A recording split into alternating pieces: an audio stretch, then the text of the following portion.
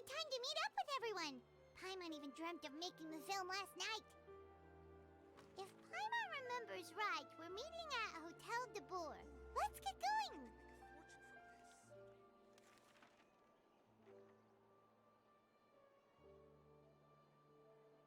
There's no such thing as pure freedom in this world. Even the wind cannot blow on forever. The wind rises.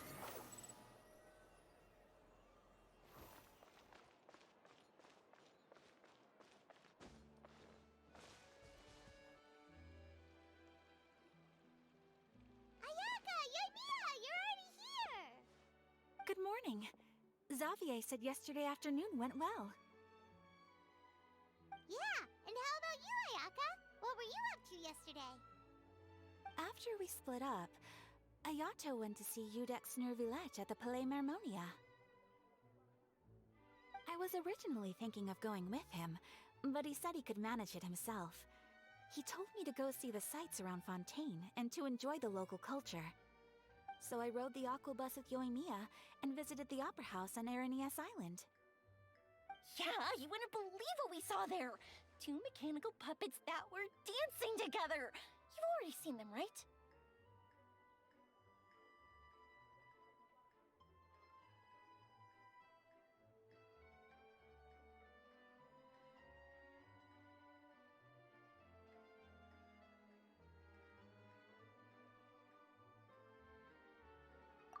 Yeah, those two! Amazing, aren't they? We sat and watched for quite a while. It was mesmerizing, like we could keep watching them forever.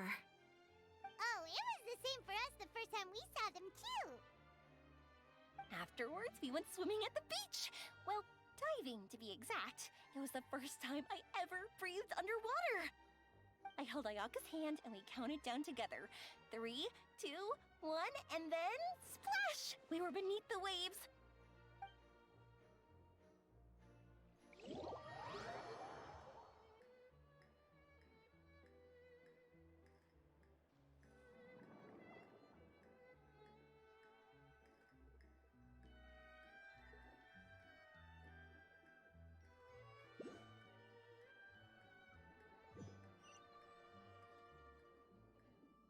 At first, I didn't dare to open my mouth. But once I couldn't hold my breath any longer, I decided to take a big breath in. Turns out the water wasn't as salty as I imagined. It didn't really taste like anything at all. Before I knew it, I was breathing like normal down there. It was an amazing feeling. Ayaka said I was too nervous and needed to loosen my grip. She got used to everything way faster than I did. I knew that the Traveler could do it, so I had no doubt we could do it too. That helped me feel at ease as soon as we dove in. The underwater world in Fontaine truly is beautiful. I love seeing the Romaritime flowers blossoming underwater, like little candles lighting up the streets at night. Yeah, and there were so many creatures that we've never seen in Inazuma. Like those fish that shimmer like a sword blade. Whoosh! Oh, and those big fish that call when they see people. Ooh. Oh, you mean Hunter's Rays and Blubber Beast! I just love the name Blubber Beast. Just wait till Pops and the others hear about this. They probably won't believe a word I say.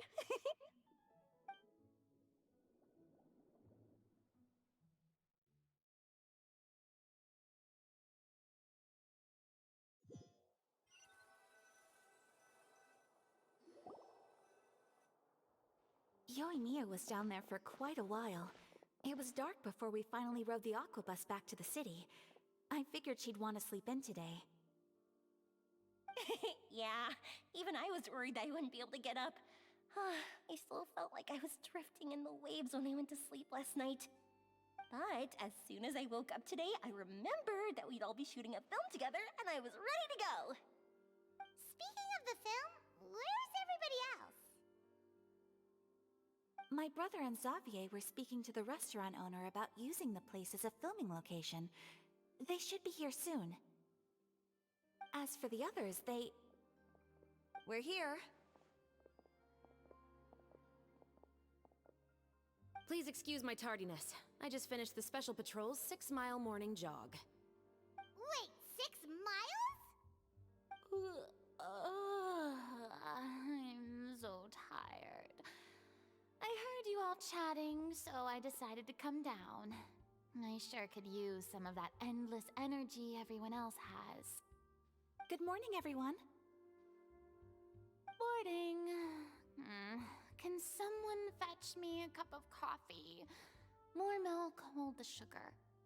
Sure, I'd be happy to do that for you.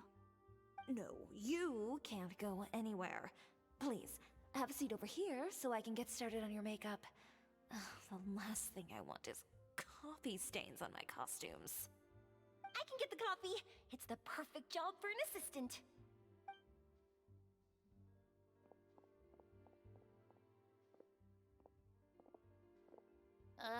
So much energy. Seriously, what's her secret? Oh, Yoimiya's always like that. But you sure look exhausted, Farina. It's because you're not used to waking up so early, huh? Of course not. I spent the whole night reading the novel from cover to cover, marking sections that either need to be omitted or adapted. Wow, Paimon didn't expect you to be so thorough. Well, I was the biggest star in Olifontaine after all. It takes more than just a pretty face to earn a reputation like that. I know how to get serious when the situation calls for it. I went all out when I was acting as an Archon, so why wouldn't I do the same for my own life? Here's your coffee, Director Farina.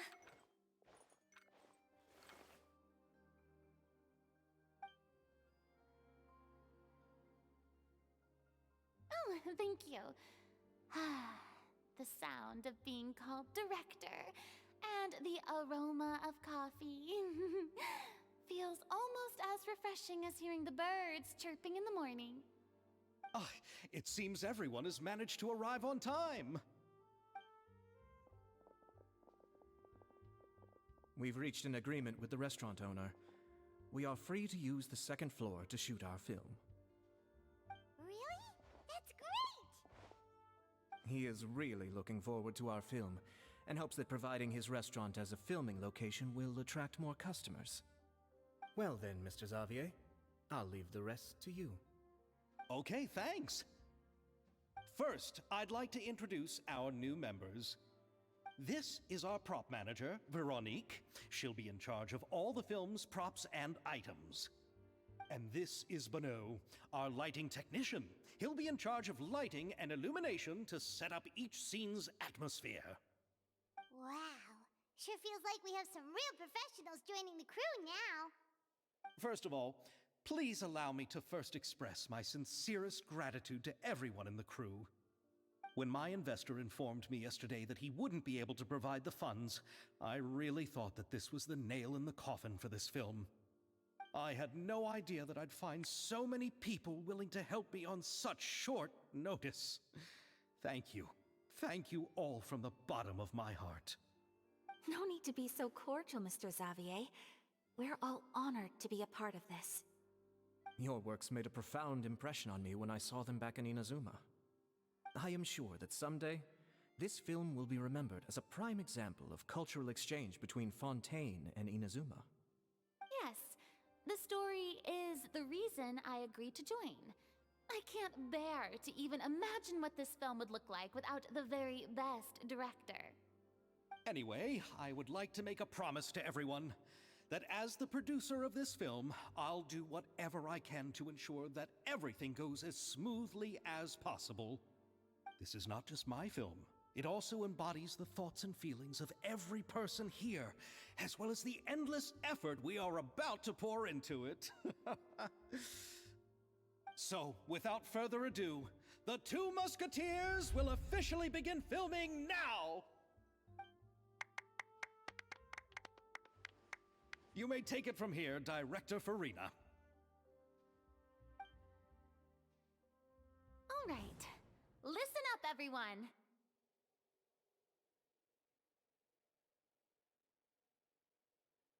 The first scene takes place when the two young musketeers are living at the Baron's home, still unaware of all that is about to happen to them. We'll need props and lighting to set the scene. Our lead actors can go get their makeup done, and extras, please take this time to go over your positions.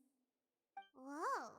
Seems Farina's really kicking things into gear as the director. Is everyone clear? I don't want anyone traipsing around the set like umbrella finches. All right, cameras will start rolling as soon as the set is ready.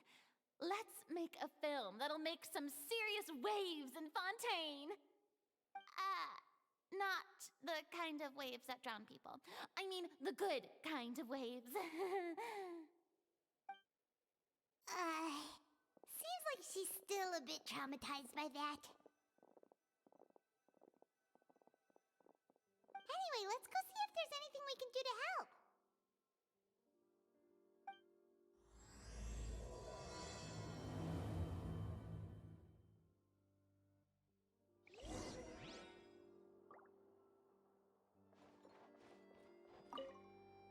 I don't need any help here. Why don't you try asking someone else? I don't need...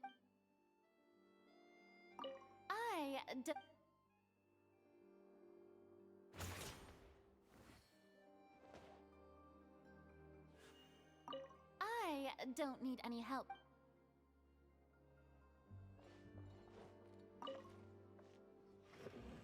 How about here?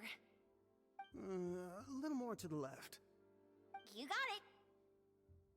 Hey, Yoimiya, do you need a hand? No, I'm fine. You know, doing the lighting is kind of like designing a fireworks show. It's interesting to imagine what kind of atmosphere the lights will create. I heard that the Traveler will be operating the camera and Paimon will be the clapper loader, right? Those roles are just perfect for the two of you. Really? Is that because it'll be easy for Paimon to hold the clapperboard while flying? Well, sure, there's that, but that's not exactly what I meant. I just think that after all your journeys together, you two must have developed a super close bond and just naturally know how to work with each other. If I'm not mistaken, the director will want the cameras rolling as soon as the clapperboard goes clack.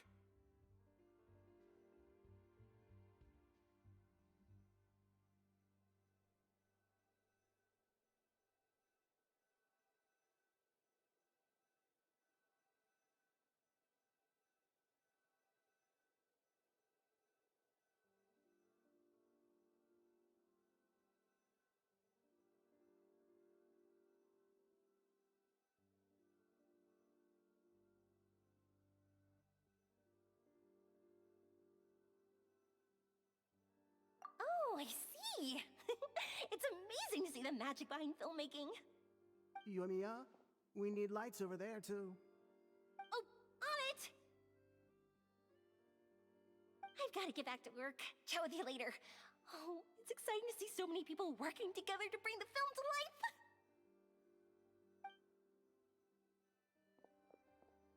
Seems like Yoimiya's really getting into it. But she was right. We do have a super close bond, don't we? Paimon's really happy to hear that.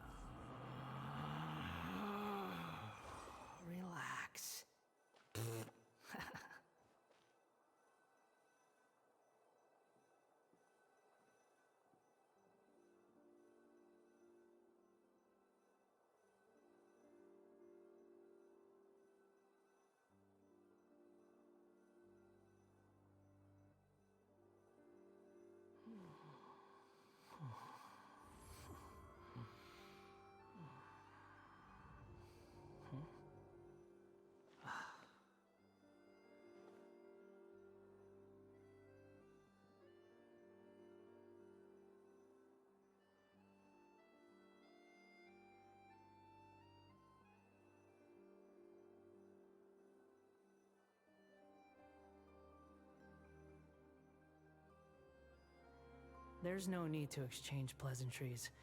It's rather pathetic to force a conversation just to occupy silence.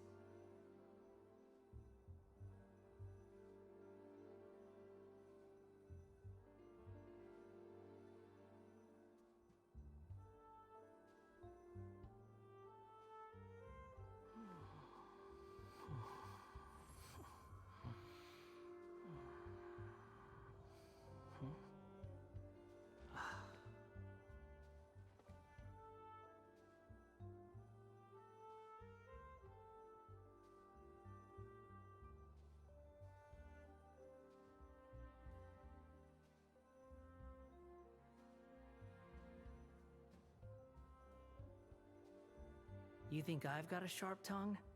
I just tell it like it is. If someone can't handle it, maybe that's their problem.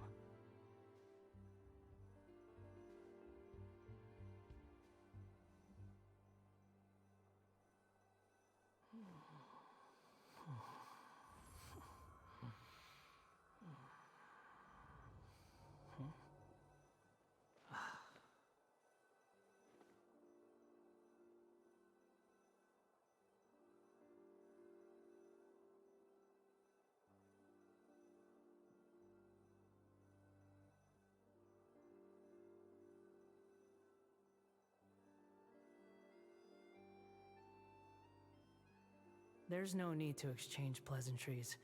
It's rather pathetic to force a conversation just to occupy silence.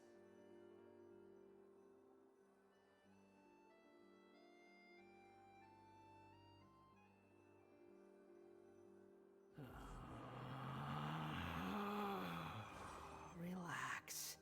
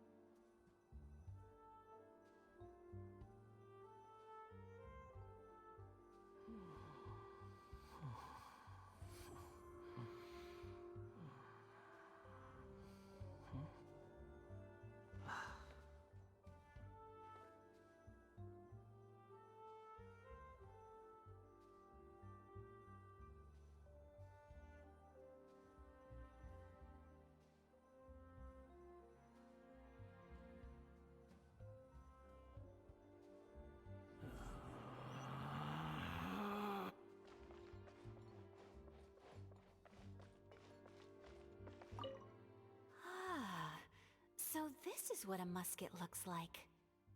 Not exactly.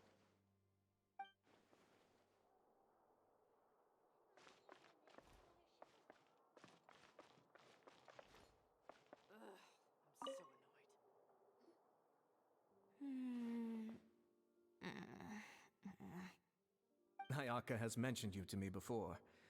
She said that you two were great friends when you were kids. No talking. I'm thinking about how to do your eyeshadow. Ah, yes. To help me really look the part.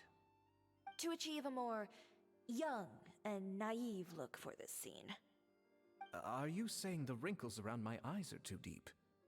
You just have too much of a calculating look in your eyes. You sure don't mince your words. It seems you really haven't changed much. Quiet.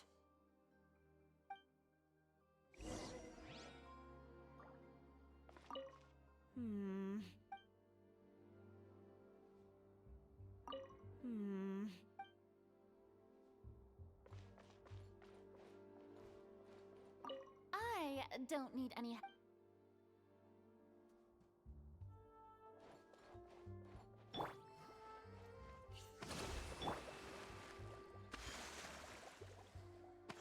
I don't need any.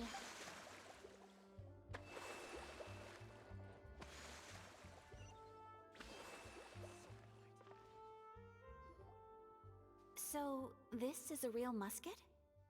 No, it's just a prop weapon. Not bad. Have you seen a real musket before? Only in books and newspapers. I made this one based on the relative shape and proportions I saw in reference images. when we're filming, some special gunpowder will be applied around the muzzle, which will help create the flash and smoke effects of a real gun being fired. Which means it'll be up to the actors to portray the recoil. That's right. The sound effects for gunshots will also be added in post-production. Thank you, Veronique. I think I know where to start now. However, the musket's gears and firing pin could still use some work. Adding some wear on the metallic components will make them appear more realistic. Also, be sure to rub the muskets with some oil each time before we start shooting. That'll give the impression that the firearms have been well maintenanced. Good point. You seem to know a lot, Miss Chevres. I assume you use these types of firearms on a regular basis? Yes, I perform routine maintenance on my weapons every day. Just like we as people need to eat and sleep, muskets need to be cleaned and maintained. I also perform similar care for my sword every day, and familiarize myself with its shape and weight, to the point where it feels like a natural extension of my body. Yes, this way, our weapons will never betray us in the heat of battle. Yes, well said. It seems we have the same philosophy on this topic. Oh, sounds like they found a common interest to talk about. Though these props differ from the muskets I use, I can still give you some pointers. Good. I look forward to your instruction. First and foremost, never point the weapon at anyone, regardless of whether it's a real or prop weapon, or whether you're holding it or it's on the table. This holds for any time when you're not actively engaging an enemy. Okay, understood. When aiming the musket, extend your arm so that it's level with your shoulder, and use your eye to look down the weapon's sights. Like this? Not bad. Now, try saying your lines. This is the end of the road for you. Good. Now turn your body a little. That way, you'll give your enemy less of a target to work with. And relax your shoulders. Here, allow me to demonstrate. This is the end of the road for you. Huh. Excuse me, Miss Chiori. Director Farina, there's something I wish to discuss with you. Oh? What is it? Like this? Yes, much better. What do you think? I do see your point. But are you sure you wish to do this? I believe it would be most fitting. Well, if you insist. All right, I understand. Miss Ayaka, Miss Chevres, could the two of you please come over here? Huh? What's going on? Are we gonna start filming now? Let's go see.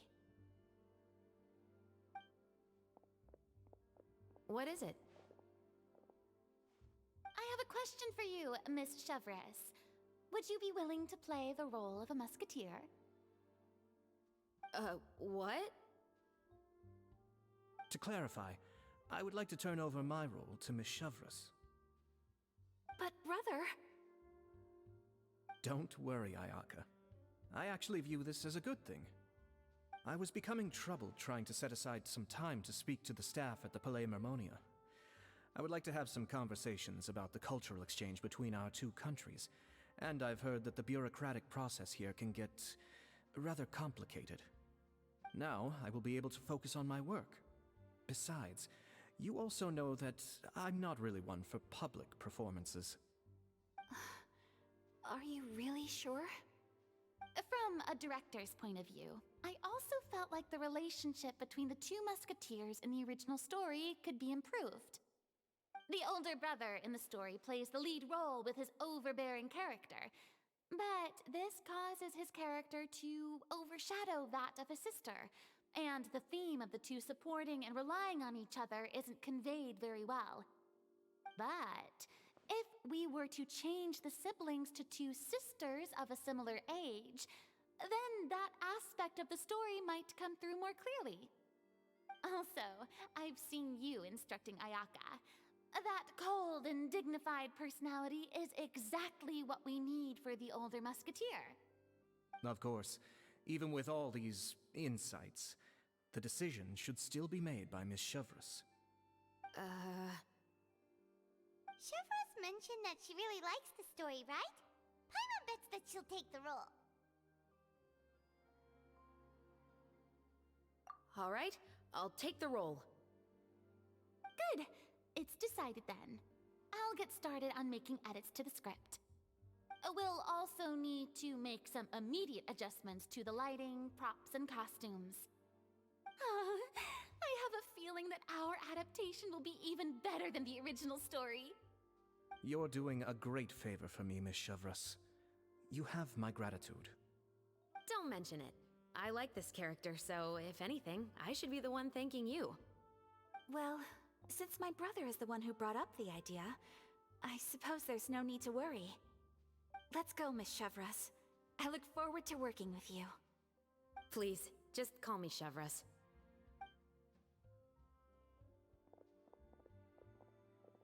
Seems like you're really going out of your way to solve the problem I was having with your makeup. Surely you jest, Chiori. I assure you that I was mostly motivated by a desire to spend more time on formal business. Oh, come on. You really think I'd buy that? According to what I've heard from Ayaka, her brother is someone who can juggle 10 different matters at the same time. I'm sure you have other reasons for backing out. Perhaps. Ayaka always said she wanted to go out and see more of the world, just like the Traveler. But I feel that she needs not only to see other nations, but also to make some different kinds of friends. I think it would be harder for her to make new connections with me constantly by her side. I would like to give her some space. Alright, go on. Spoil her some more. Ayato, it's too bad you're stepping down from the role. Paimon really wanted to see you act as a musketeer.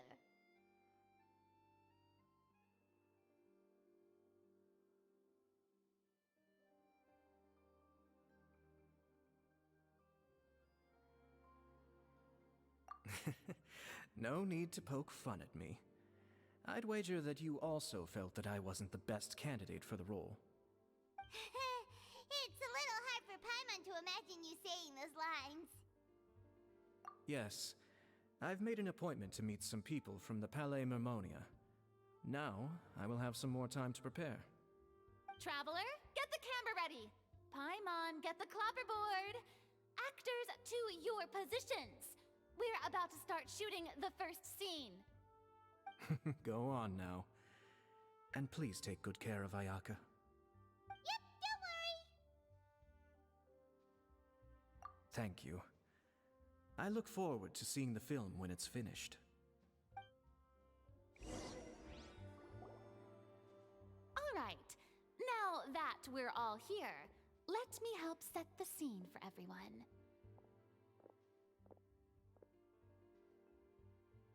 The first scene takes place when our two main characters are still living at the Baron's estate. They've been ostracized and verbally abused by others in the household, but they still have no idea why. We want to capture how naive and innocent they are, despite their pain. Chevreuse will be playing the role of the older sister, Tulip, and Ayaka will be the younger sister, Iris. Be sure to get close-ups of the main characters at the right moment. Silence on the set! Lights! Camera! Action! Let's go! Tulip, Mother's been out for quite a while now. Perhaps she went to pick some flowers on the way home. You know how she loves flowers. Iris, Tulip! I'm home!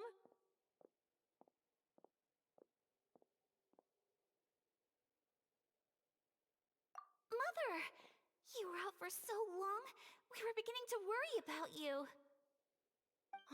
I'm sorry, but I'm back now, safe and sound. Here, I brought your favorite treat, apple turnovers. Mother, what are those bruises on your hand? Huh? What bruises? Oh, I must have bumped into something while I was working yesterday. But I didn't notice them this morning. Then perhaps they're from when I accidentally tripped when I was out just now. By the way, did you have fun playing at home? What's the matter, Iris? Well, we've realized that no one really wants to play with us. They even took Iris's doll and spat at us. And they even called us names. They said we were... Shh. It's all right. Don't worry. Girls, listen to me. It doesn't matter what anyone says. Don't listen to them. No one can define you with such words. You both have wonderful lives ahead of you. Just like your names. You will both blossom like beautiful flowers. Maybe your time to blossom hasn't quite come yet, but one day, you two will bloom more beautifully than anything else. Don't let the soil you're in now ruin your future beauty. Understand?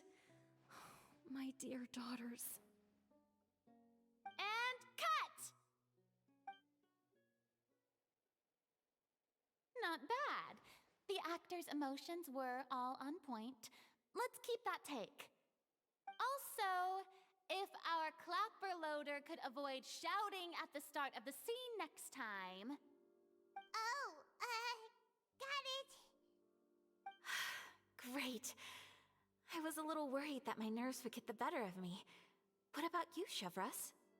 I felt fine. The lines weren't too difficult at all. Seems like Farina must have adapted the role nicely. You two were great. I couldn't tell it was your first time acting in a film. You should have more confidence. Thank you for your encouragement. Positions, everyone! We'll move on to the next scene after we try a few more camera angles.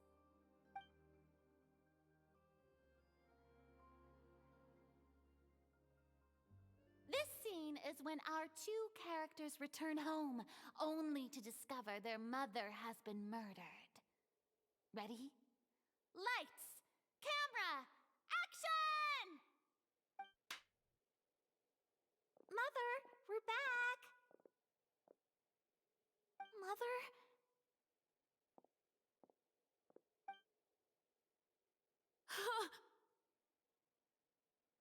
What's wrong, Tulip? Iris, stay away! Huh? Why? What's... Mother!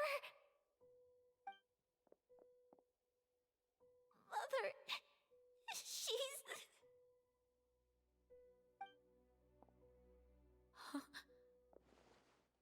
There's poison in this cup.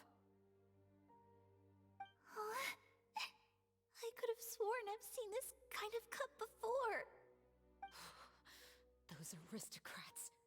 They didn't even try to cover up their actions.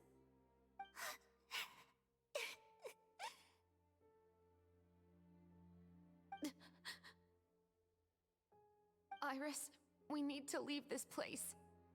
Leave? But now that Mother is gone, where can we even go? Anywhere. All I know is that we can't stay in this house. But are we just going to let them get away with this? We'll have our revenge, I promise you. Just not right now.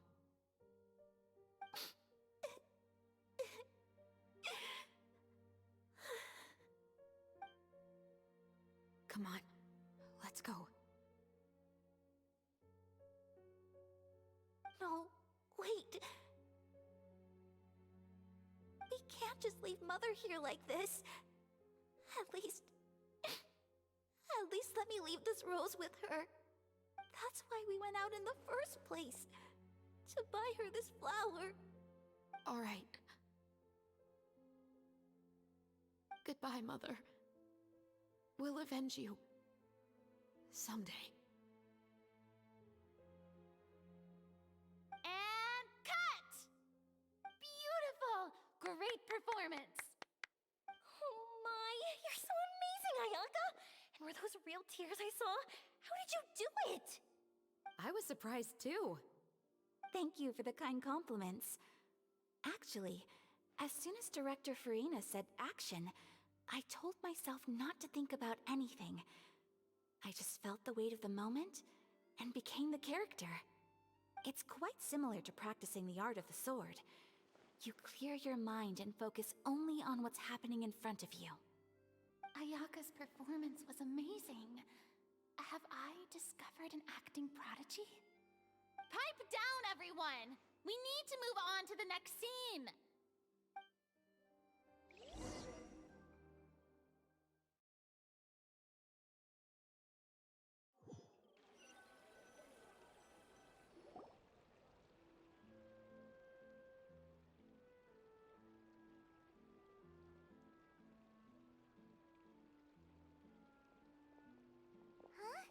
Are we done already? But Paimon wants to keep playing with the clapperboard. How do you feel, Traveler? Is your arm sore from holding the camera all day? Good work, you two. You too, Shivers. You were quite the actress today. I've read this novel many times before. I have a good grasp of my character's mindset. Anyway, do you remember my request from yesterday? Oh, right! We were having so much fun that Paimon nearly forgot! You have a case where the murders seem really similar to the cases in the novel, right? So, how are they similar exactly? In the story, the main characters grow up to become two musketeers, always using their guns to carry out their revenge. And on each of the victims, they place a rainbow rose as a signal that they've returned.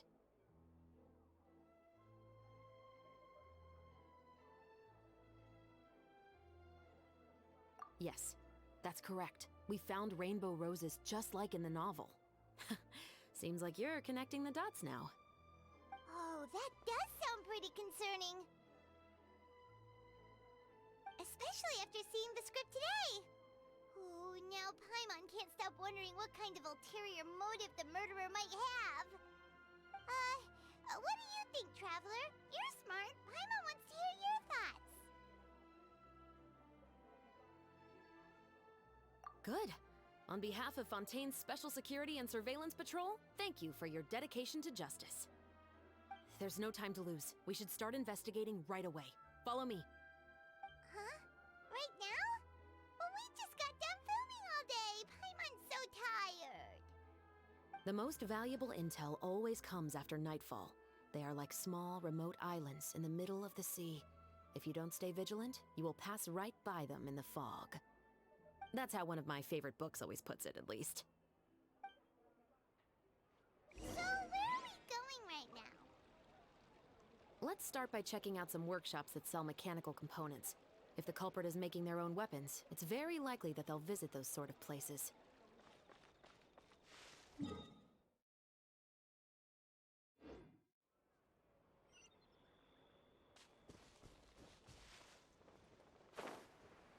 Squall and Fury.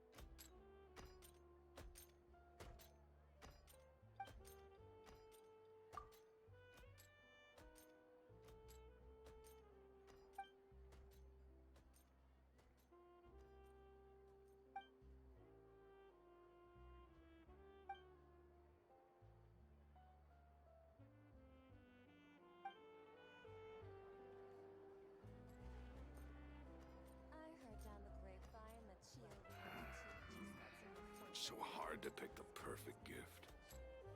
They have. In fact, I've already put in my order. They really There's no such thing as pure freedom in this world. Even the wind cannot blow on forever.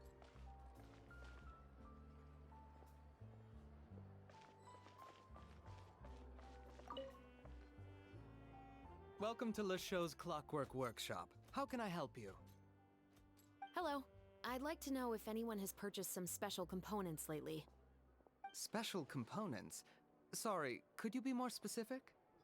I mean the kind of components that aren't typically used for clockwork toys, but for firearms. Huh? For firearms? No, we don't sell those sort of things here. Don't misunderstand. I'm not here to cause any trouble. We are merely investigating a case, and we're hoping that you could cooperate. Well, to be completely honest, I'm not even sure what kind of components that would entail.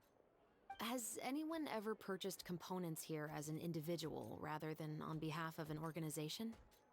We have a lot of customers who buy toys, but those who buy components are all regular customers who buy in bulk on behalf of their organization. Is that so? I understand. Thank you for your cooperation. You're welcome. It's the least I can do.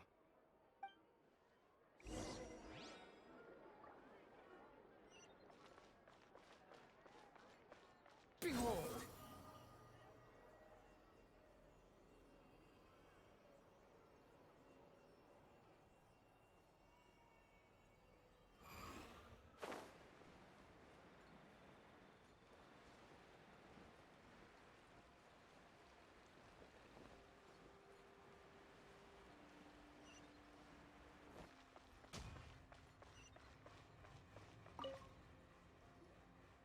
Oh, hey, Chevris. Run out of oil for your musket again? Hello, Estelle. I want to know if anyone has come to your shop recently to order some firearm components. Oh, is this another case? Let me think. I don't think so. Some people have requested that I make some prop guns for the Fontanalia Film Festival, but I refused all of those requests. Oh? Why's that? Because there's no profit! I only make things here that can do some real heavy lifting. I don't have the energy to make some new molds just for the festival. Then has anybody come specifically looking for mechanical components? Well, I usually sell off my scrap to the Fleuve Cendre. I don't typically give them to one specific person. I understand. Thanks for your cooperation. Don't mention it. Always happy to have the Musketeers' patronage. Seems like we haven't found any leads to go off yet. Yeah, unfortunately. All right, let's head to Fleuve Cendre next. Huh? Are you sure? People might not be so thrilled to see the captain of the special patrol there. You think so, huh? Then I guess you don't know. Huh? Know what? That I grew up in Fleuve Cendre.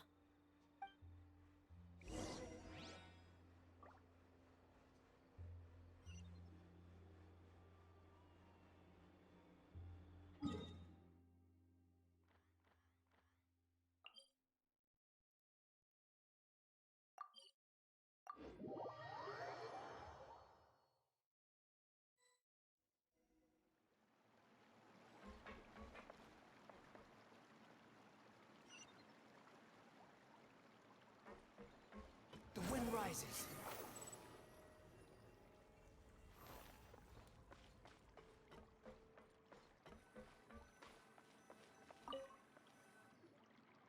What's all this? Some broken planks and barrels, as well as some liquor bottles? Yes, but have a closer look, Paimon. Even though somebody has purposefully tried to clean them up, these are obviously marks from musket bullets. In other words, someone was here trying to improve their shot. They were using the barrels and bottles for target practice. Could it have been the killer? Your guess is as good as mine. Although many people at Fleuve Cendre own guns, few hide the fact from others. and even fewer would go to such lengths to hide markings from practice shots. Anyway, let's go. There might be more to this.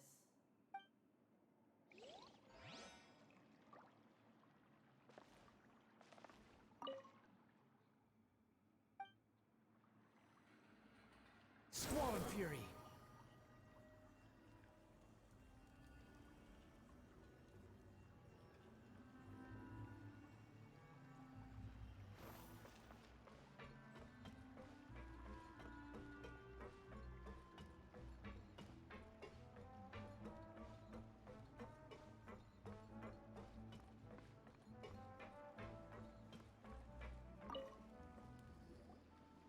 Hello, I'd like to ask some questions. I don't know anything. Don't worry, I'm not here to arrest anybody. You say that now. It's the truth. Here, take this as my guarantee. Wait, did Paimon just see what she thinks she saw? Is the captain of the Special Patrol bribing a citizen? Seems you're different from the other guards. What do you want to know? Have you heard anything related to muskets in Fleuve Cendre lately? Anything at all? Muskets, huh? All I know is that about 2 weeks ago, we started hearing some loud noises at night. So loud that it's been waking me up. Were they gunshots? Possibly. It's hard to tell around here. Someone's house collapsing, a pipe exploding somewhere, it's all the same. But the noises I'm talking about definitely happened after I fell asleep. Do you know where the noises were coming from? I don't remember clearly. Is it that you don't remember, or that you need to think about it some more? You tell me. Then please, think about it some more. She's giving her even more aura! The noises came from the end of the Southern Waterway. I came out and had a look for myself when I wasn't sleeping well, but I didn't dare get too close. That's all I know. All right, I'll take your word for it. Thanks for the pat de fruits.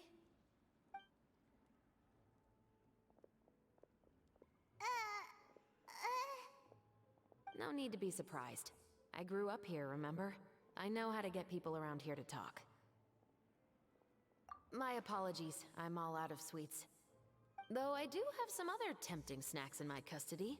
Fries, fried chicken, and even onion rings. But taking care of junk food is my responsibility. You're better off sticking to your normal, nutritious diet. Now then, let's keep going.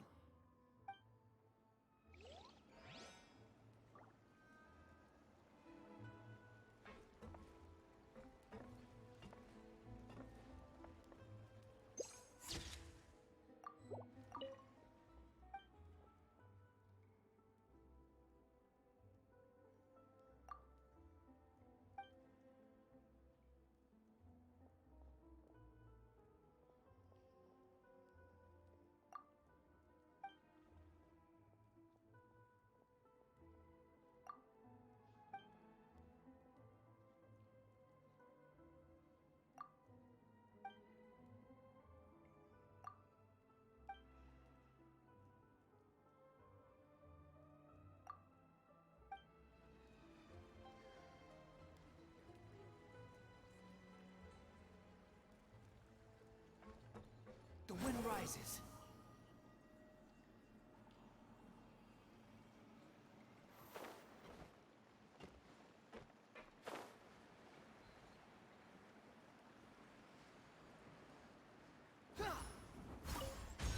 Squall and Fury.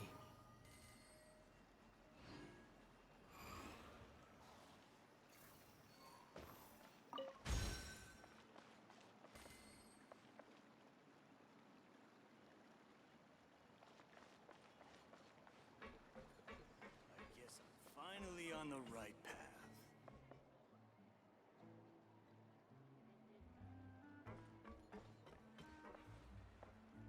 I really need those parts. It's taking him so long. It's been a while, Tetro.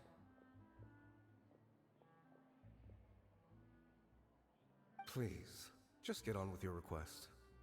I want to know if you've heard anybody talking about muskets lately.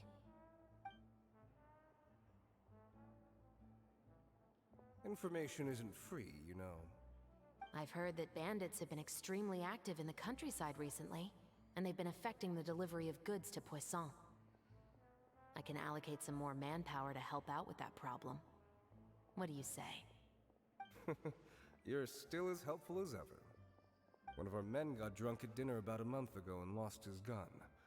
3 days later, it turned up in the corner here. What's weird about that? He just forgot where he put it, right? This is Fleuve Cendre, my friend. Anything of value left in the tavern won't ever make it to the next day. But that gun turned out to be an exception. It didn't get any new wear and tear on it, and didn't even appear to have been fired. We were quite mystified as to what could have happened. I suspect it came back because the weapon was already known to the guards. You mean, a criminal was afraid the Marechaussee Phantom would use the shot marks to track them down? Maybe. But if that's the case, the culprit really took great care to avoid getting caught. I didn't say anything about a criminal. In Fleuve Cendre, knowing who was killed is as easy as knowing what clothes you're wearing today. It's the guy living in the east side, isn't it? I've never liked him. Every time he's here, he just orders a drink and sits there with a nasty look in his eyes. So, who was the one who lost the gun in the first place? Don't bother. Even if you ask, he wouldn't admit to owning a gun to some strangers. Not to mention the captain of the Special Security and Surveillance Patrol. He's right. I know you grew up here, Chevreuse. Even though you're on good terms with the Spina, you've still been gone too long. Not many people know you here now, and a lot of people don't like the Special Patrol. I know. So take my advice and don't show your face too much around here. It's for your own safety. I'll come and go as I please, and I'm afraid I'll be appearing more often due to my work. All right. Don't say I didn't warn you.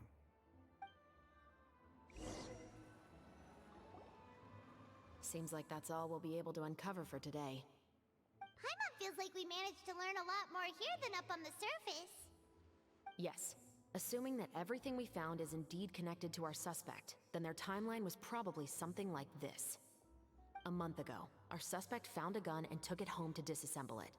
Once he'd figured out its mechanics, he brought it back. In the following weeks, he used some parts to create his own makeshift musket, and took it to the Fleuve Cendre for target practice. Then, a few days ago, he found his target and carried out the murder. Once the deed was done, he left a rainbow rose on the body, just like the scene in the novel. That all makes sense to Paimon, but we're still no closer to figuring out the killer's identity. The deceased was a resident of Fleuve Cendre. It's said that he was a poor, solitary man.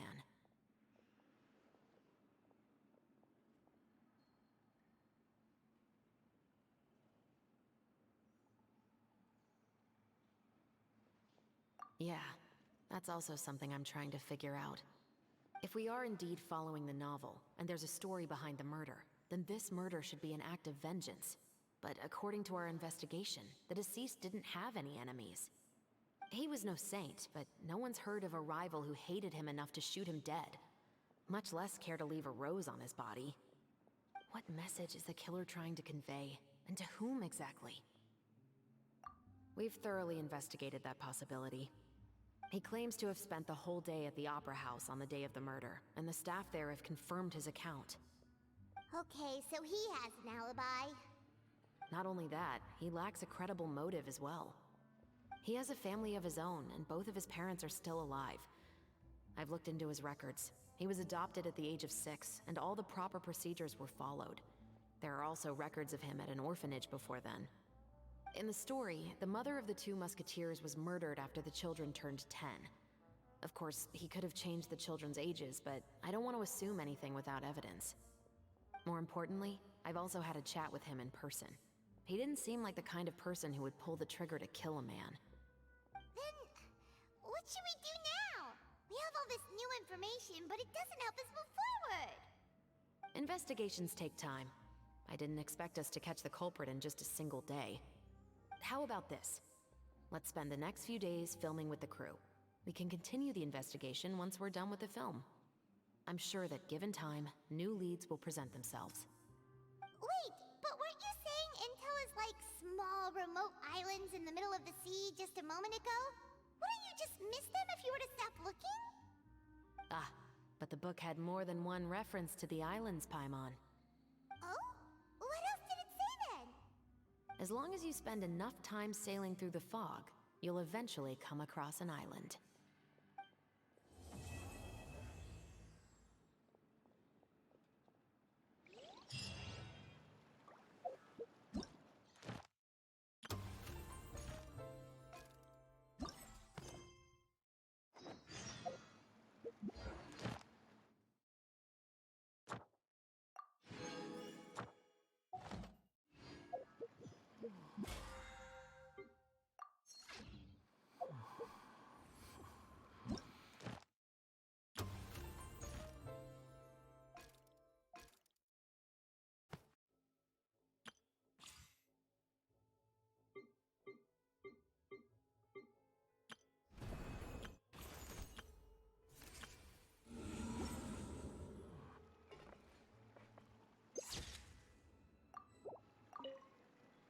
What? Never thought that the captain of the security and surveillance patrol could come from the Fleuve Cendre? You mean rising through the ranks? It was a struggle, for sure. But as long as you can distinguish yourself through your accomplishments and skills, you'll eventually be recognized for your worth. If you look at it another way, my life at Fleuve Cendre has actually taught me a lot of valuable skills. Skills like how to barter with criminals or how to think in their shoes. Of course, I'd appreciate it if you could keep this a secret between us.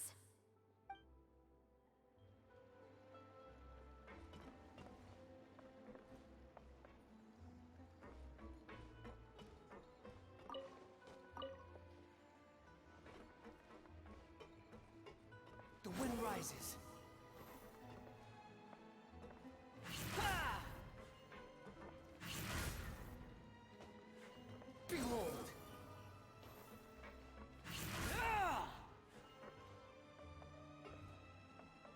The wind rises.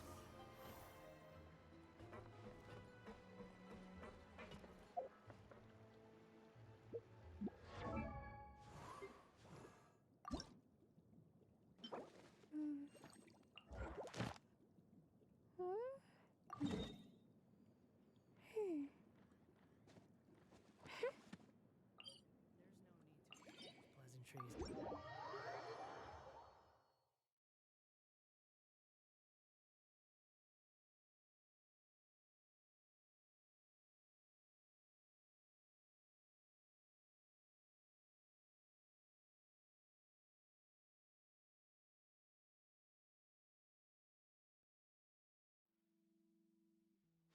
Behold!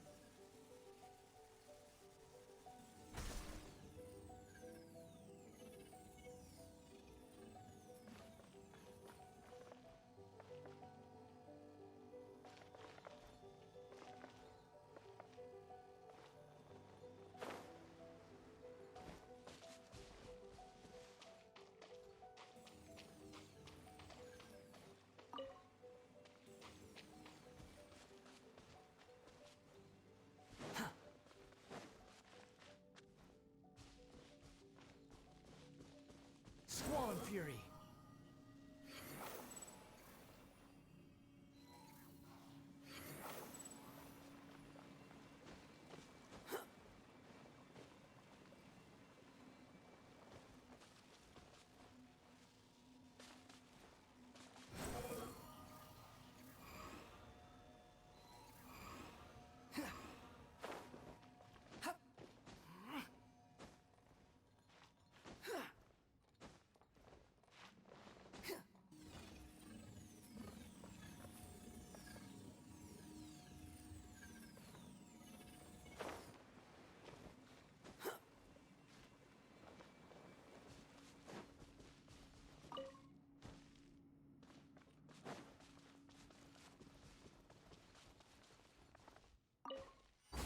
rises.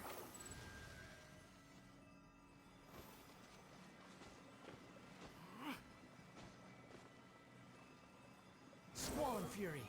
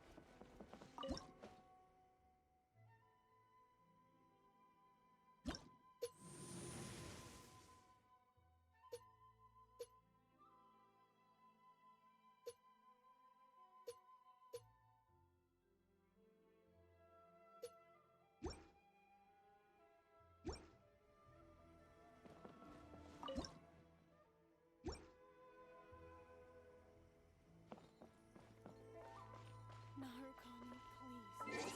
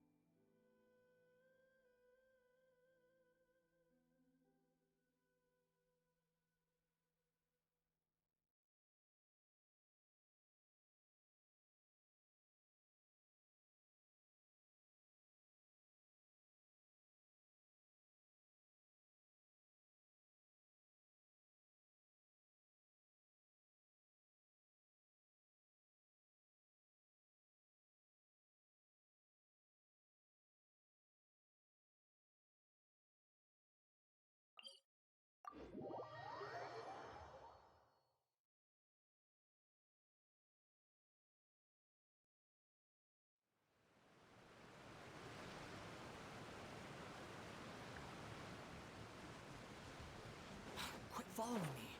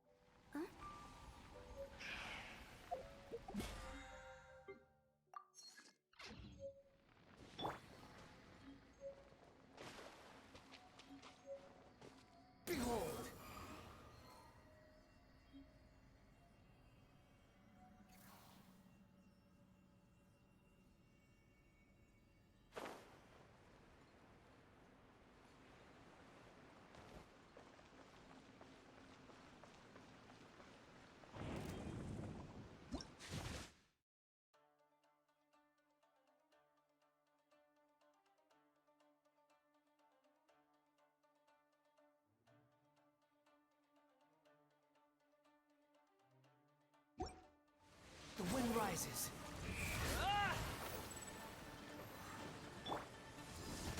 Eyes on me!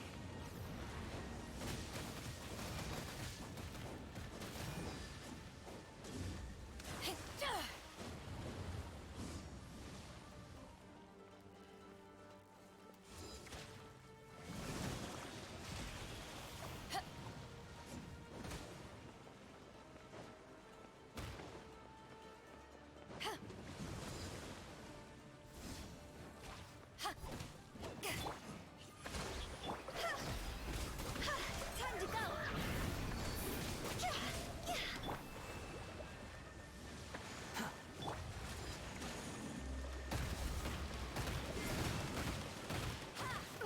This isn't good.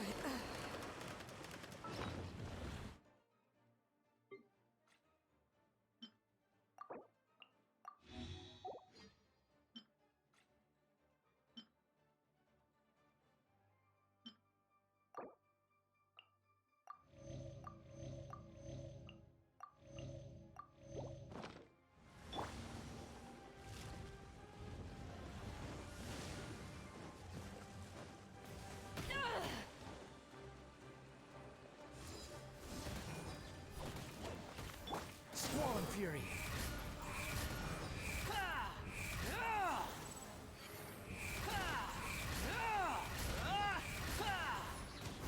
Cry louder.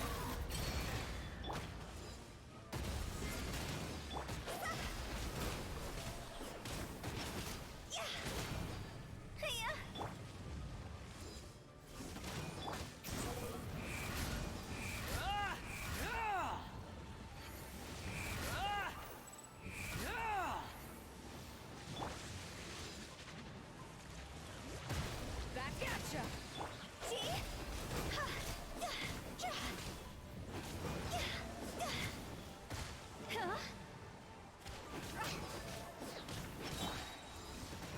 Behold.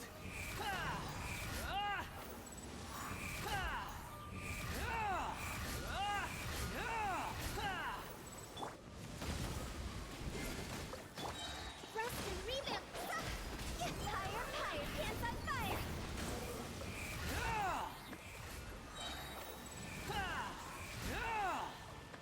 Know your place.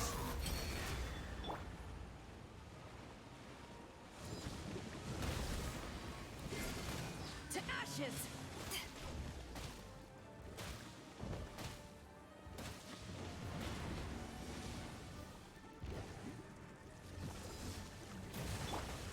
Squall and Fury.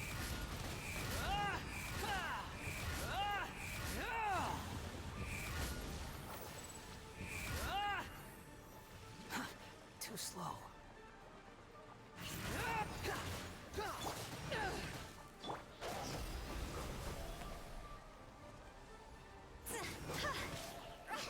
Behold.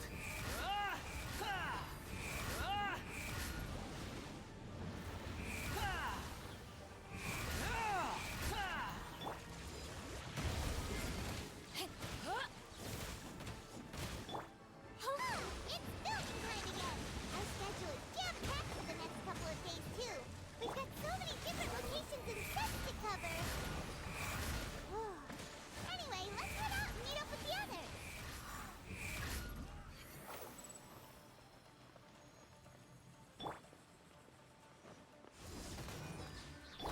Behold.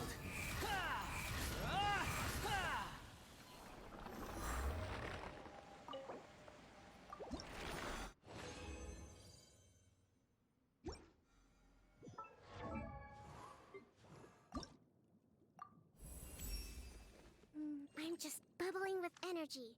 We'll make a formidable force in our next fight.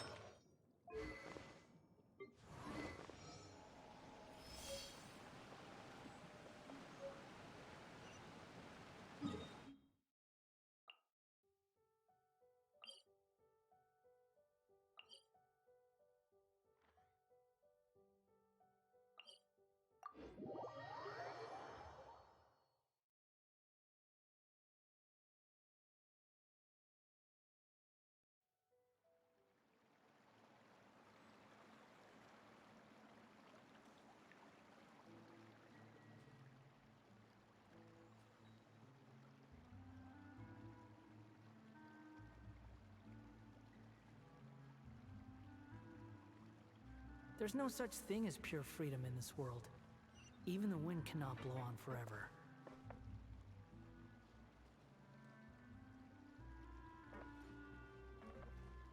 The wind rises.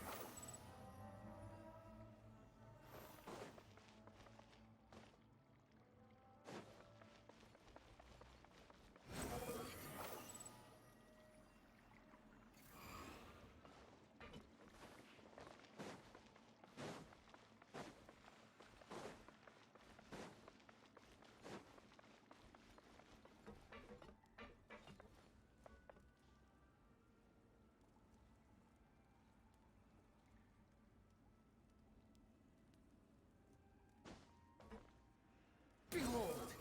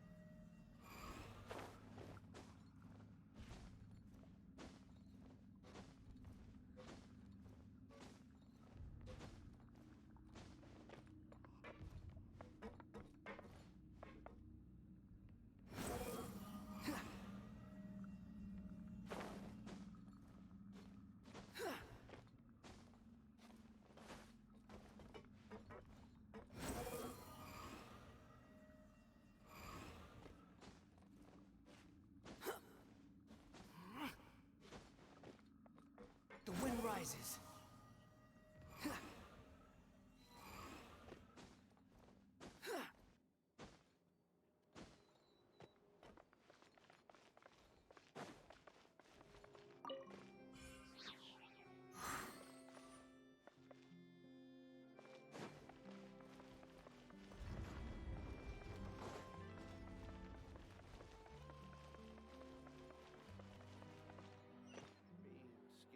Behold!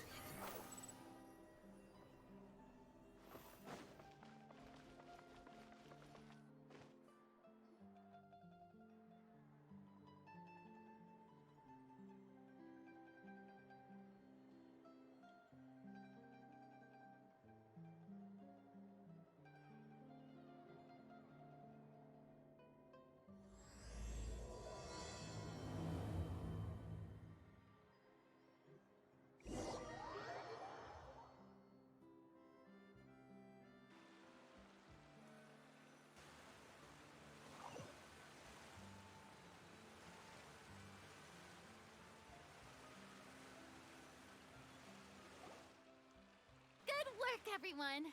We're looking to wrap with our two main ladies today. I can already smell our success. What do you mean, looking to rap? Oh, aren't you the expert now?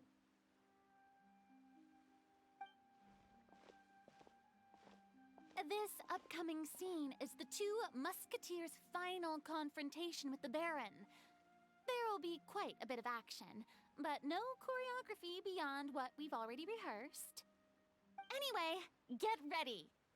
Lights, camera, action! The view is beautiful tonight. It reminds me of that fateful night 10 years ago. And now that I've said it, I can even make out the faint fragrance of herbal tea in the air. Enough, villain! It's time that you pay for the death of our mother! My dear Iris, have you forgotten your manners?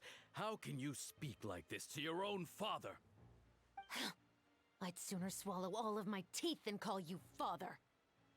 What did I expect?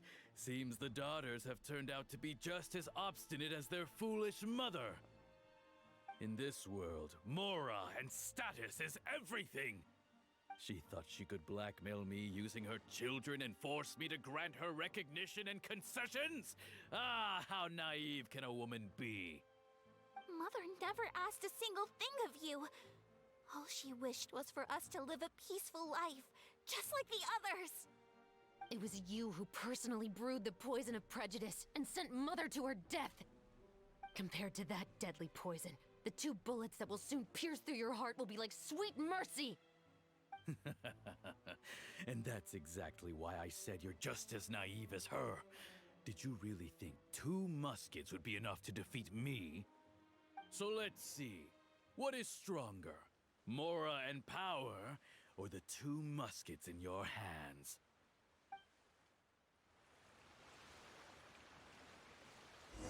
Get them! Tulip! There are too many of them! It'll be okay. We'll cover each other, Iris. And Mother will be watching over us, too.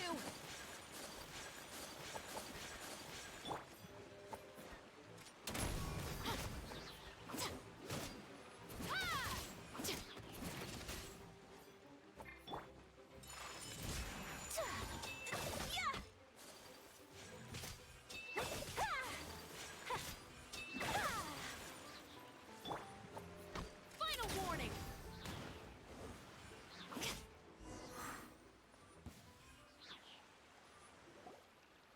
You've lost. To think I'd lose to my own 2 kids. We are no children of yours, and we'll never call that place our home. Then tell me, what did you do all this for? You lost your mother, and will soon kill your father as well. What will you gain in the end, other than sentences for your crimes? We will gain our long-awaited justice.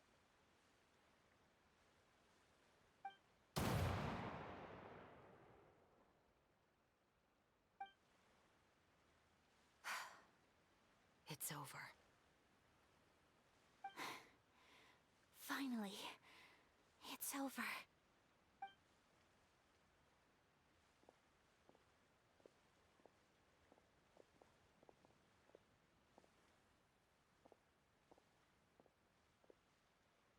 So, where will you go now, Tulip?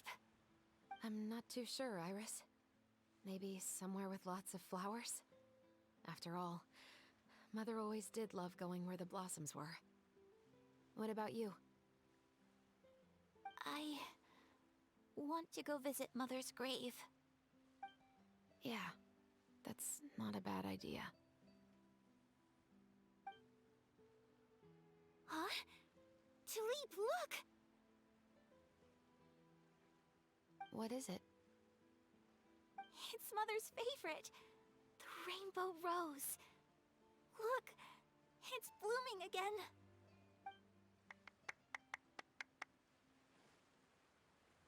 Excellent! That was beyond mesmerizing.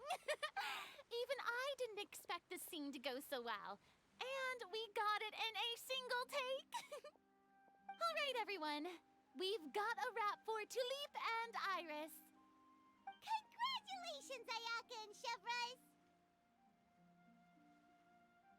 Thank you. I didn't expect our parts to wrap so quickly. I wish I could savor the experience for just a bit longer. Paimon totally understands. Paimon's not ready to say goodbye to the clapperboard either. Filming has really been a lot of fun. You were great too, Chevres. The way you said, long-awaited justice. It gave Paimon chills. That is indeed my favorite line in the whole book. I still remember trying to act it out in my room the first few times I read it. Whoa, Paimon would have never guessed you're that type. Who doesn't like stories where the guilty are punished and justice prevails over evil? Don't forget, I'm the captain of the Special Security and Surveillance Patrol. Captain, I have something urgent to report. Please excuse me, everyone. I'll be back in just a moment. It's okay, don't worry about us.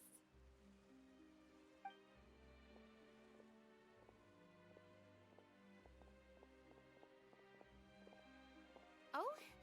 Was she whisked away by work already? I was just about to tell her how great she did. It seemed like some urgent official business. Then perhaps we should thank the stars that we were able to wrap both of your parts so quickly today. Switching around the filming schedule would have been a real pain. Anyway, I actually came over to let everyone know that we're all done for today. You can go home and get some rest. And one last thing, Miss Ayaka. Your acting skills today were immaculate as always. Are you sure you won't consider taking up full-time acting? See, I just happen to know this great troupe that's still looking for a lead actress. Thank you for your kind words, Director Farina. Unfortunately, there are still many matters that I have to take care of back home at the Yashiro Commission. I cannot remain in Fontaine to pursue an acting career. Nevertheless, I will make sure to treasure this incredible opportunity in my heart. Oh, that's a shame, but I understand. Just let me know if you ever change your mind. I believe it's also about time for me to take my leave. But hopefully I'll see you on set over the next few days. Even though my part's wrapped, I'd still like to swing by and help out the crew. See you tomorrow, Traveler and Paimon. Yep, see you tomorrow! Well, what should we do next? Maybe we'll go investigate the case some more with Chevron today. Traveler, Paimon, please come with me. Huh? Where are we going? You could say that our ship has finally chanced upon one of those small, remote islands of intel.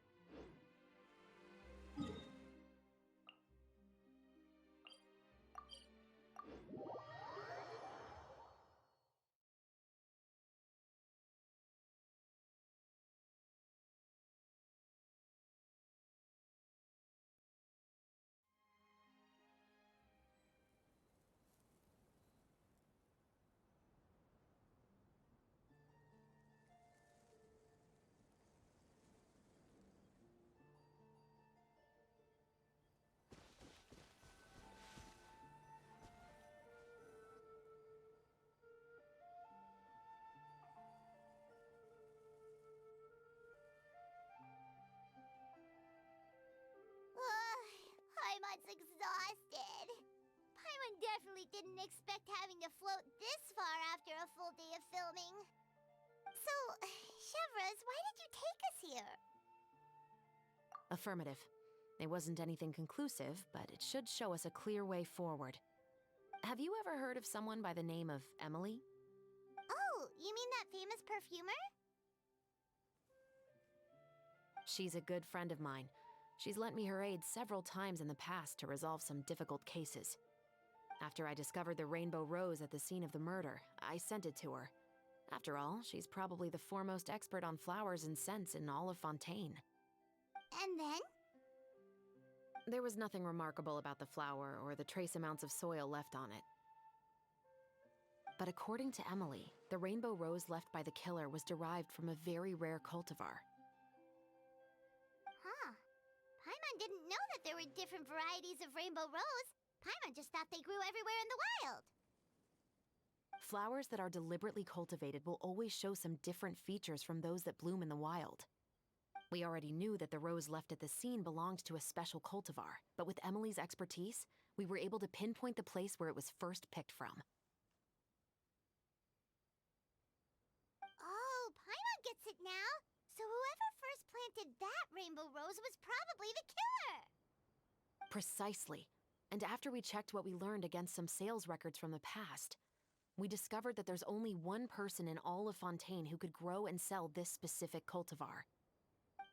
Really? And who is it? It's the novelist. But didn't you say he had an alibi? To be clear, I haven't changed my mind about him. I still don't think he was the one who pulled the trigger. However, that doesn't mean the true culprit never visited him at his home or never purchased a rainbow rose from his garden. Whatever the case, we will have to confirm a number of things with him.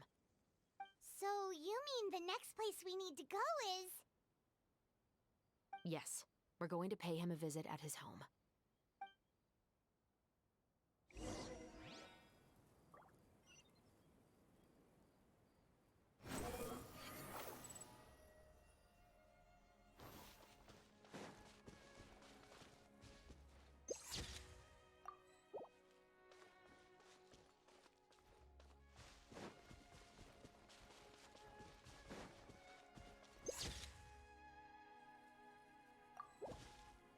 The wind rises.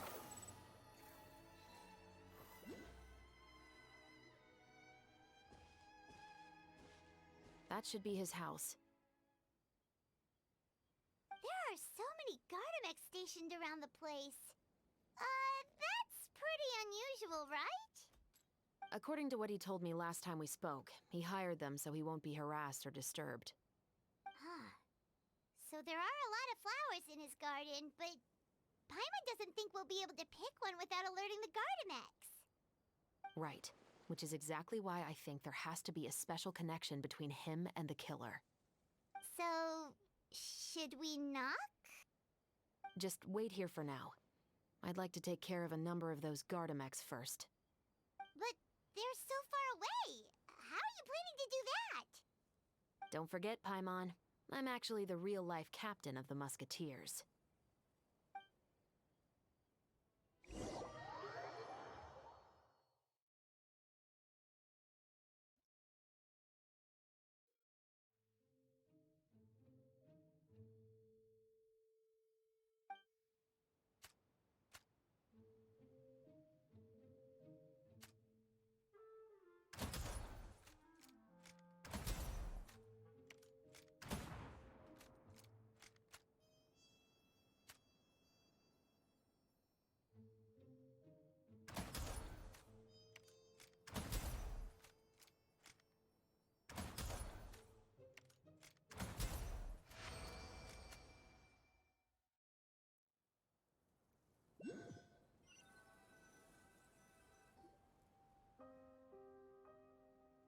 All clear.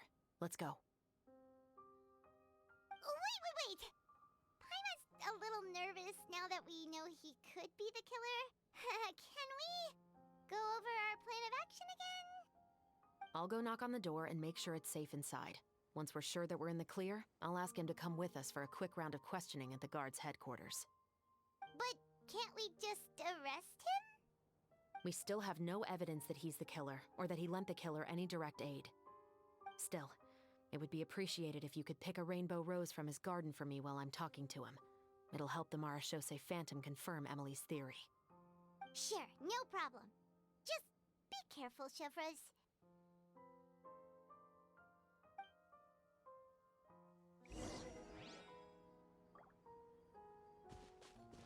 Squall and Fury.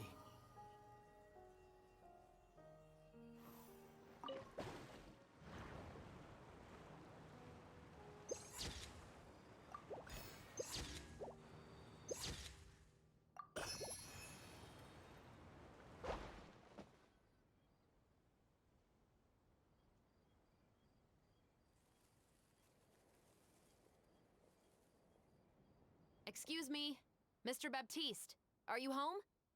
Who could it be at this hour? Oh, it's you, Officer Chevros. Would you mind accompanying me to the guard's headquarters, Mr. Baptiste? We would like to ask you some questions about a case. Oh, is it still regarding the murder case from before? I cannot confirm or deny that at this time. So it is then. Listen, I need you to come with me, Mr. Baptiste. Miss Chevros, I'll save you the trouble. Oh, and you two over there? There's no need for you to pick my flowers either. It's not time for them to bloom yet. Oh! Okay.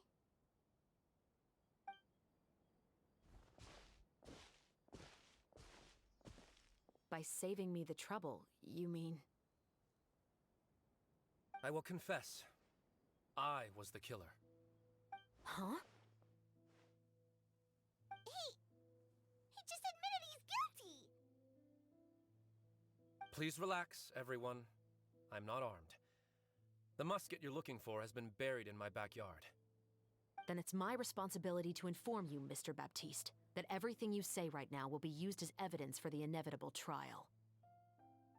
Yes, I am perfectly aware of that. I must say, I hate this feeling. Oh? Is it because I confessed? Or because you've been proven wrong? Both, I suppose.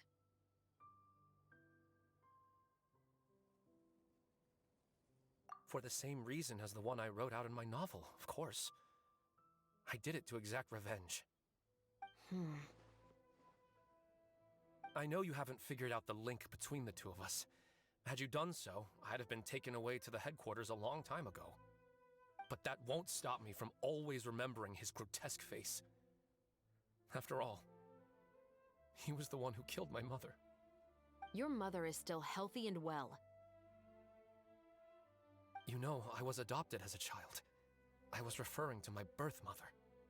That was never recorded in the orphanage's records. Please forgive a 6-year-old child for concocting some lies to protect himself after watching his mother die right in front of him. So, your novel, it was like a record of your life? No, of course not. It was a work of fiction with many embellished parts. But I am indeed the illegitimate son of a wealthy and influential man who abused his power to murder my mother. That part was 100% real.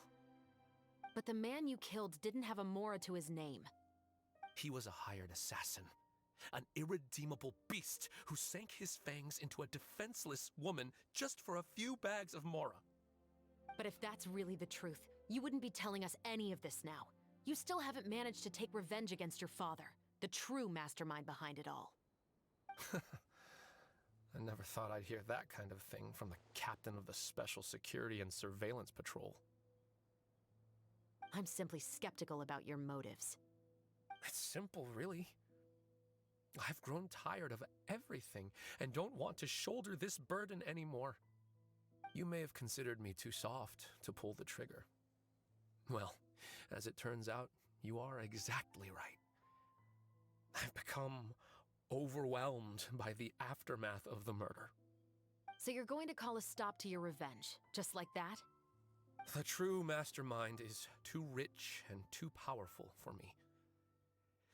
I've accepted that I will never be able to avenge my mother alone. And so what? The characters in your book never gave up. Now, Officer Shavras, I'm the one who has killed a man, aren't I? Are you trying to convince me to commit another crime? What's your father's name? How do you plan to prove the veracity of all of your claims? Well, I'd like to speak with you privately. Sure. Why don't we speak privately at the guard's headquarters? No, it has to be here. I must ensure that we won't be overheard. Fine. Let's talk here. When I said won't be overheard, I meant by anyone. I would like to speak with you and you alone.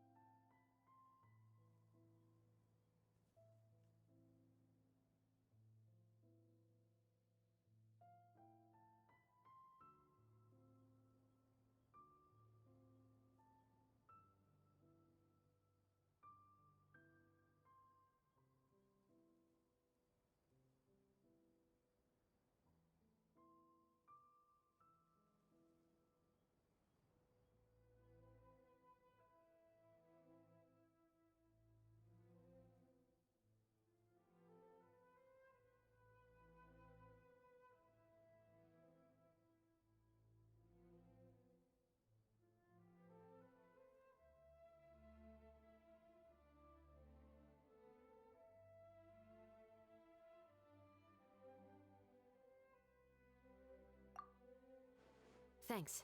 I appreciate it. Please stay safe, Shavras.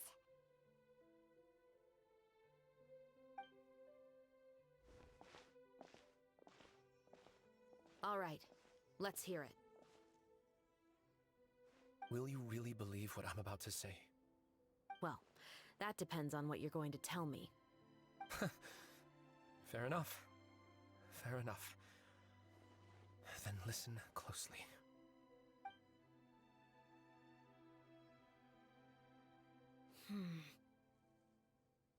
So that's how it's all connected.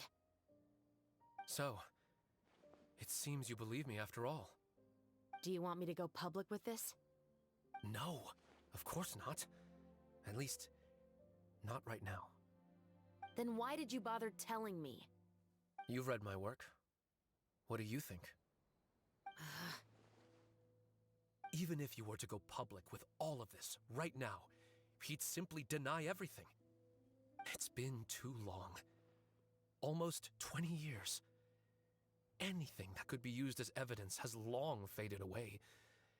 Even if there might have been a solitary island of truth once upon a time, it has long sunk beneath the waves by now.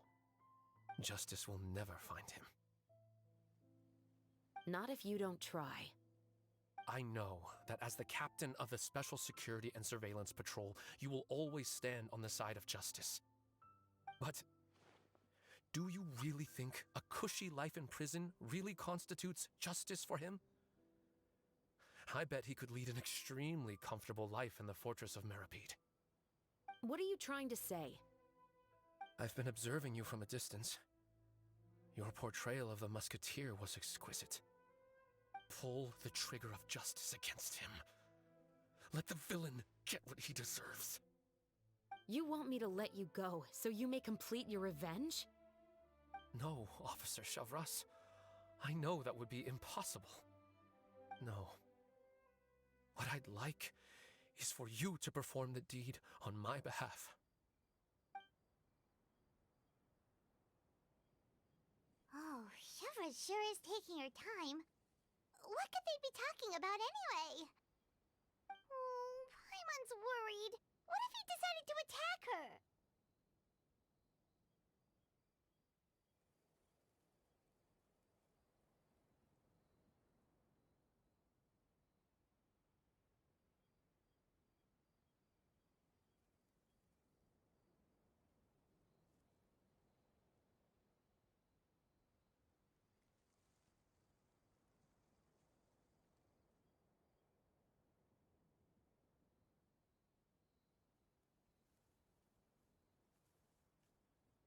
Oh, you do have a point. Still, do you have any idea who the rich person might be? And why the novelist doesn't want us to hear what he's saying to Shivras? Sorry to keep you waiting, you two. Hey, how did your talk go?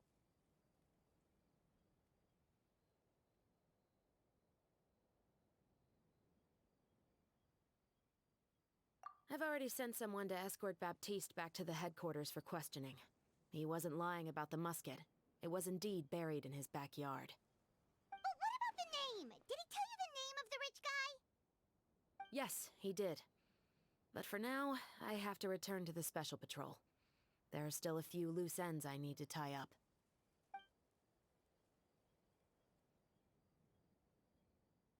I'll probably be quite busy over the next few days, so apologies if you don't see me on set. All right, Paimon understands if you can't tell us everything you know. We'll just keep an eye on the Steambird then. Actually, there's still something else I need your help with.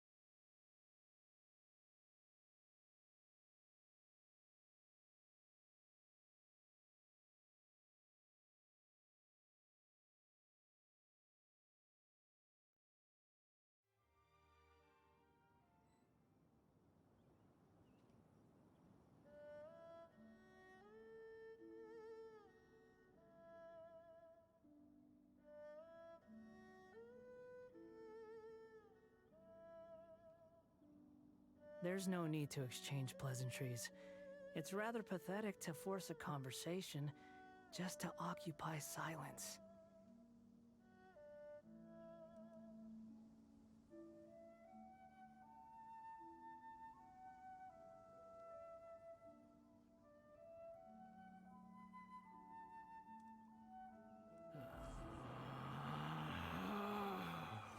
Relax.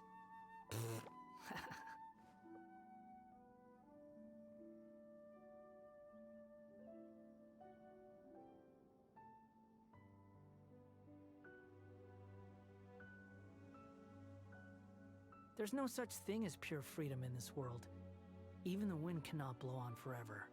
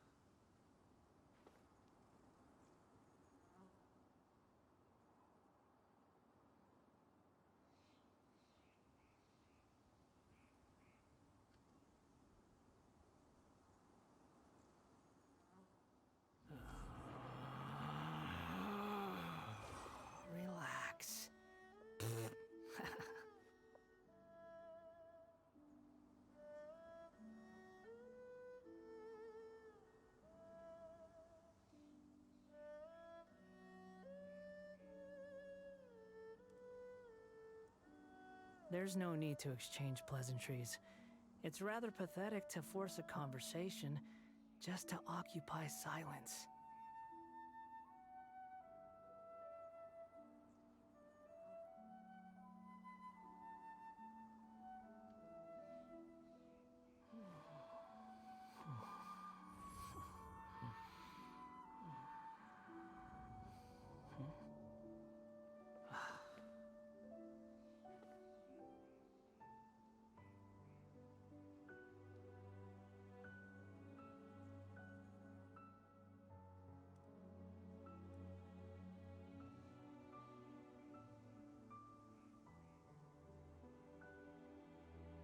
There's no such thing as pure freedom in this world. Even the wind cannot blow on forever.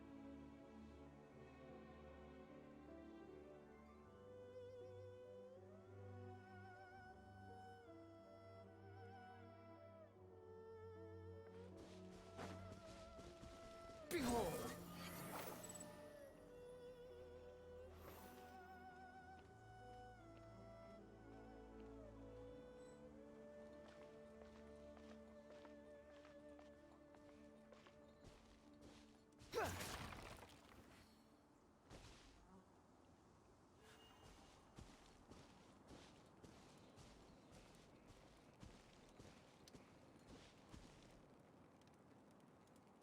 Swan Fury!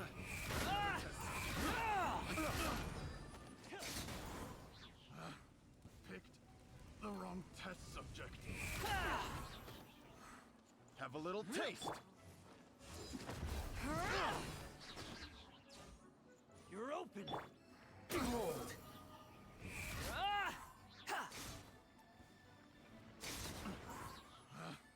Picked the wrong test subject.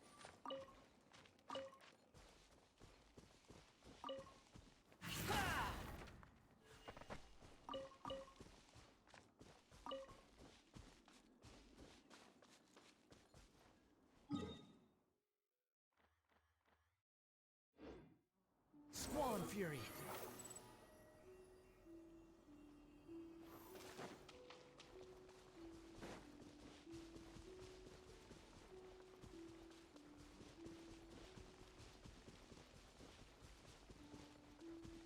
The wind rises.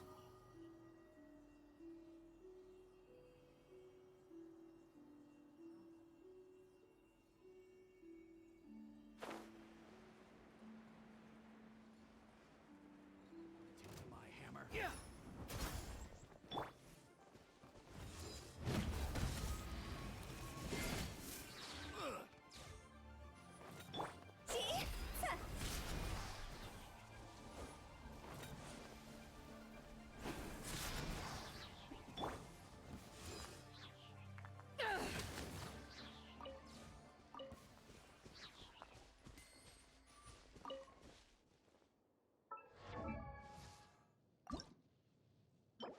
If you ever want to trade tactics, I'm always ready.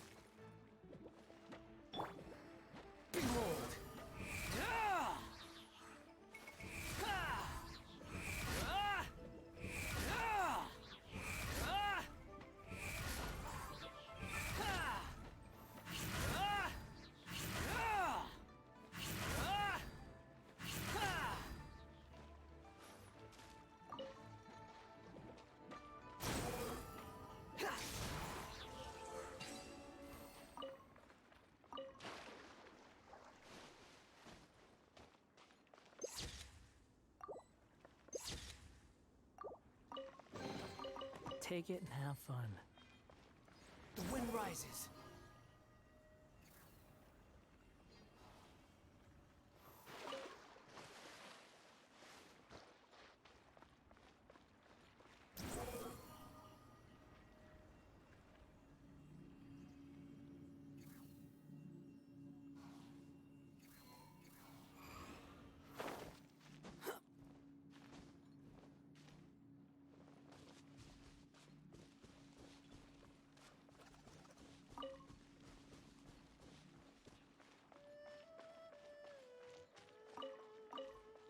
Behold!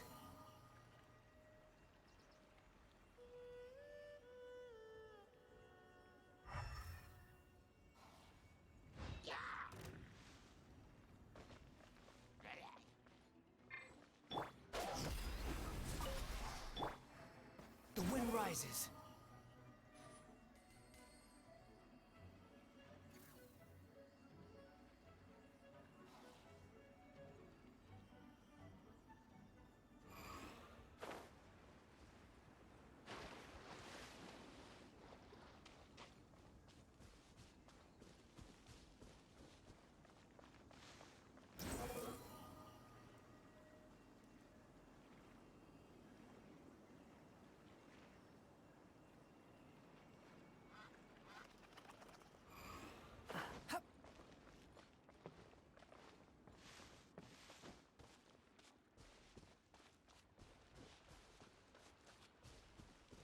Want a taste of my hammer?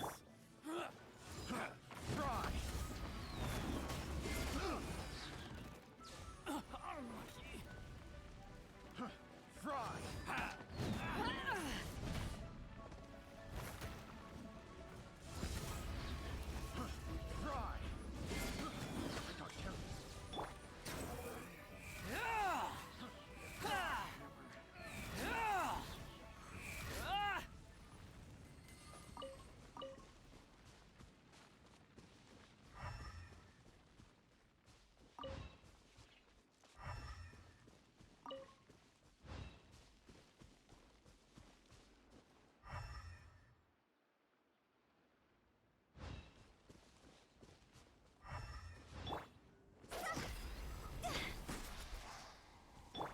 Squall Fury!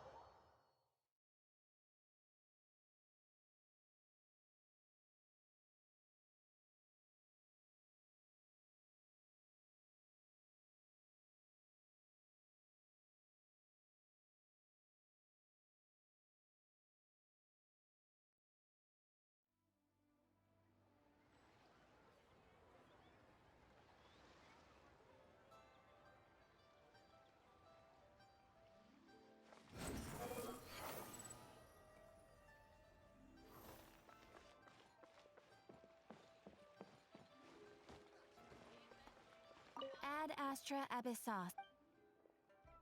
Thank you for completing today's commissions. Here is your reward.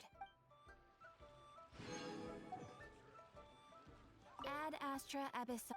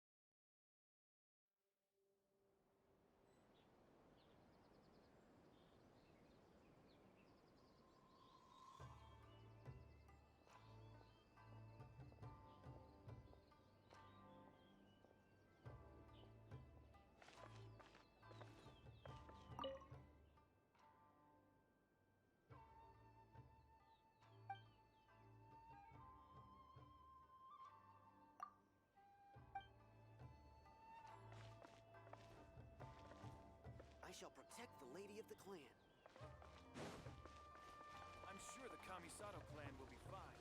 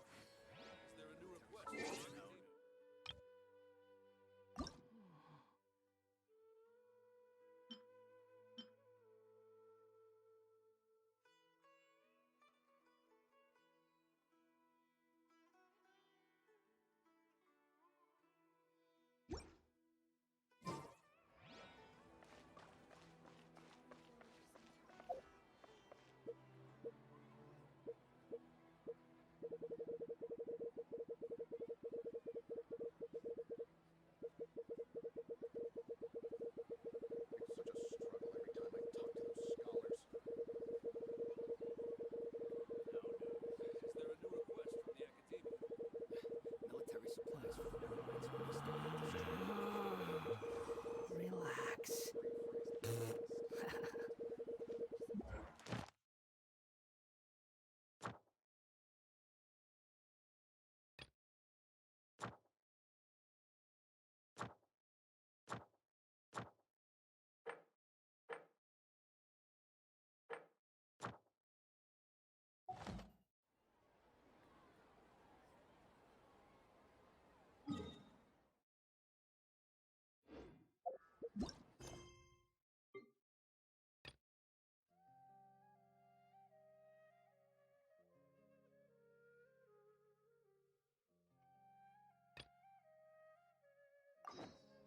There's no need to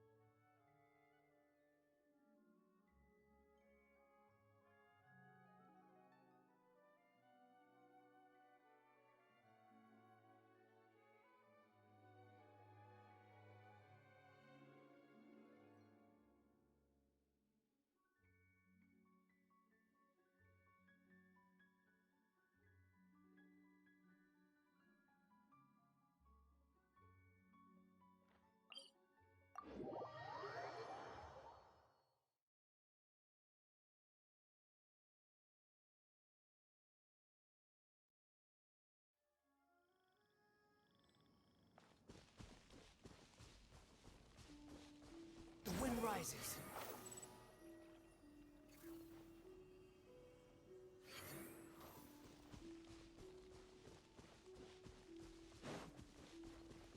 Behold!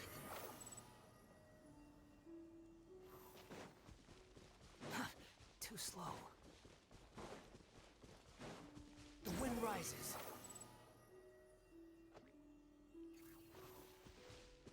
Quit following me. Squall Fury.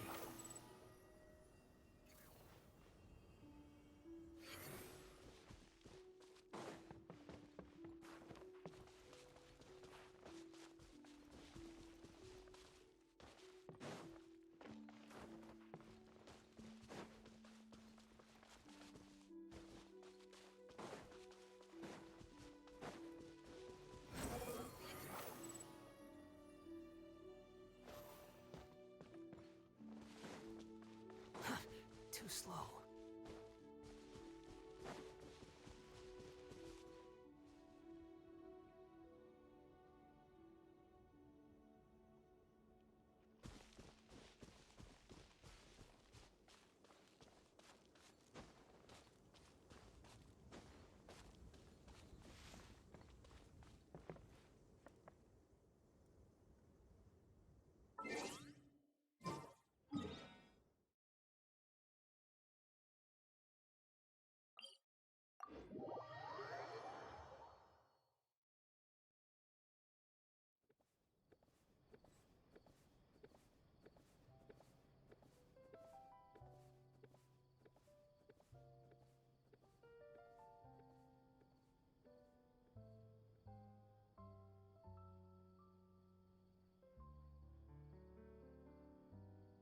Welcome to Palais Mermonia.